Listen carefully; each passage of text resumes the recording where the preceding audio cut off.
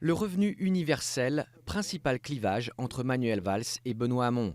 Le député, qui l'a inscrit au cœur de son programme, veut d'abord augmenter de 10% le RSA et créer un revenu pour les jeunes.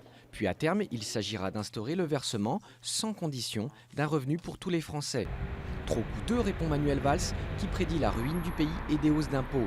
Il promet néanmoins de garantir à tous les adultes de plus de 18 ans un minimum décent d'environ 800 € par mois, mais sous condition de ressources.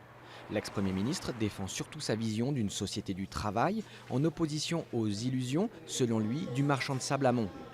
Autre point de discorde, la loi travail. Fier du bilan du quinquennat Hollande, Manuel Valls continue de défendre cette loi, adoptée malgré l'opposition d'une partie des élus socialistes. L'ex-frondeur, Hamon, entend lui l'abroger et faire primer de nouveau le code du travail sur les accords de branche ou d'entreprise.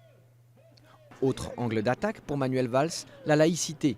L'ancien Premier ministre prône une laïcité qui protège, en particulier les femmes, et reproche l'ambiguïté, selon lui, de son adversaire sur ce dossier.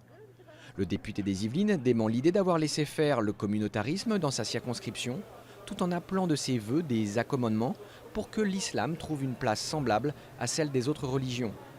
L'ancien ministre de l'Éducation nationale se veut aussi plus généreux en matière de droit d'asile et propose aussi d'instaurer des visas humanitaires pour accueillir les migrants.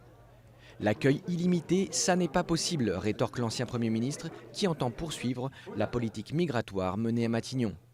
Les deux adversaires de la primaire sont en désaccord aussi sur la dépénalisation du cannabis. Benoît Hamon la juge nécessaire pour tuer les trafics, Manuel Valls s'y oppose fermement.